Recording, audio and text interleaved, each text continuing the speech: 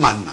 تو میں یہ کہتا ہوں کہ اگر کس کو آپ تحقیق کر کے بھروسہ کرتے ہیں اور اس کی بات مانتے تو کوئی اعتراض نہیں, لیکن اگر وہ انسان جس کی آپ بات مانتے اس کے خلاف اگر ثبوت پیش کرتے قرآن اور حدیث کی روشنی میں, پھر بھی آپ اس کی بات مانتے, اسے کہتے ہیں تقلید.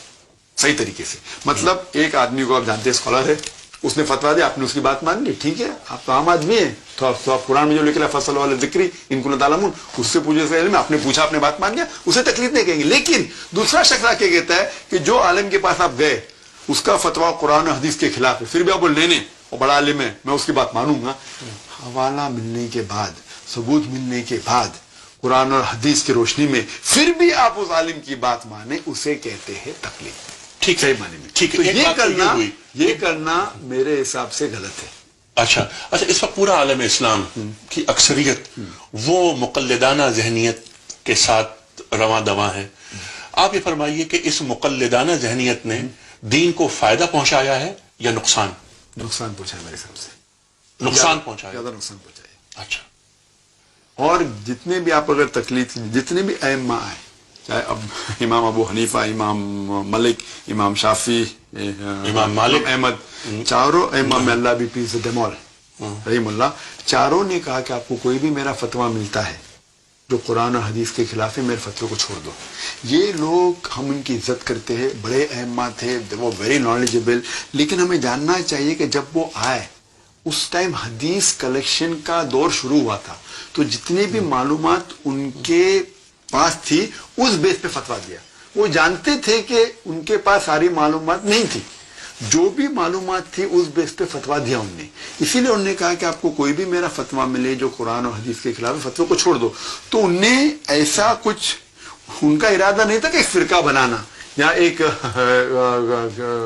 گروہ بنانا, لیکن انہوں نے فتویٰ دیے. تو اسی لیے میں کہتا ہوں کہ میں پریکٹس کے اندر اگر ابو حنیفہ, امام ابو حنیفہ نے کچھ کہا رحیم اللہ, مثال کے طور پہ انہوں نے کہا کہ جب آپ نماز پڑھتے ہیں لاؤڈ نماز تو سورہ فاتحہ کے بعد آمین آہستہ سے بولو, لیکن جب میں پڑھتا ہوں صحیح بخاری میں کئی حدیث ہے جس میں لکھا ہوا کہ آمین زور کا بولو, آمین بالجہر ہے, بالجہر, تو میں آمین زور کا بولتا ہوں. اسی لیے میں کہتا ہوں کہ میں 100% حنفی ہوں, کیونکہ امام ابو حنیفہ نے کہا کہ آپ کو کوئی بھی میرا فتویٰ ملے جو قرآن اور حدیث کے خلاف ہے, اس فتوے کو چھوڑ دو. تو میں نے فتوے کو چھوڑ دیا, تو عملی طور پہ میں 100% حنفی ہوں. باقی لوگ میرے حساب سے 80% حنفی ہے. وہ ابو حنیفہ کی اکثر بات کو مانتے لیکن سب بات کو نہیں مانتے. ابو حنیفہ نے یہ بھی کہا کہ اگر فتویٰ غلط ہے تو چھوڑ دو.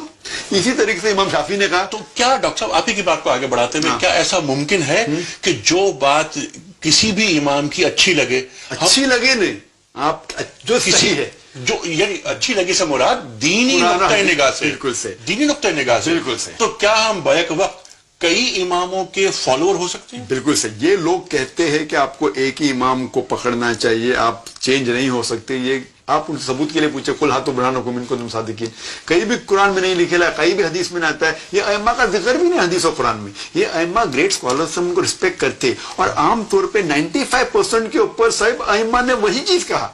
فرق ہے 2%, 3%, 4% میں, اس کے اوپر ہم لڑتے ہیں. تو اس 3 یا 4% میں اگر اختلاف ہے تو ہمیں تحقیق کرنا, جس میں اختلاف نہیں ہے میں صحیح ہوگا تحقیق نہیں بھی کرے چلتا ہے. اگر آپ کو لگتا ہے تحقیق میں اختلاف ہے تو آپ تحقیق کرو, کیونکہ لوگ کہتے ہیں کہ ہمیں قرآن کو فالو کرنا چاہیے, اطیع اللہ اطیع رسول, اللہ کو رسول کو, اور جس کے پاس علم ہے full endowed with knowledge, those of authority. یہ قرآن کی آیت ہے, لیکن یہ آدھی آیت ہے. پوری آیت ہے سورہ نساء کی سورہ نمبر 4 آیت نمبر 59, آیت نمبر 59 میں اطیع اللہ اطیع رسول, obey Allah and obey the messenger and don't endowed the authority, جس کے پاس اولی الامر. لیکن وہ ختم نہیں ہوتا ہے. اس کے بعد آتا ہے اف دس پیپل ڈفر, اگر ان میں اختلاف ہے تو پھر آپ اللہ اور رسول کے پاس جاؤ. تو میں کہتا ہوں کہ جہاں اختلاف نے مان لیا بات, ہم تحقیق نہیں بھی کرے چلے گا, ہم تو عام آدمی, لیکن جہاں اختلاف لگتا ہے آمین زور کا بولنا نہیں بولنا چاہیے, تحقیق کرو. اور تحقیق کرنے کے بعد ہم کچھ نئی چیز کو نہیں فالو کر رہے.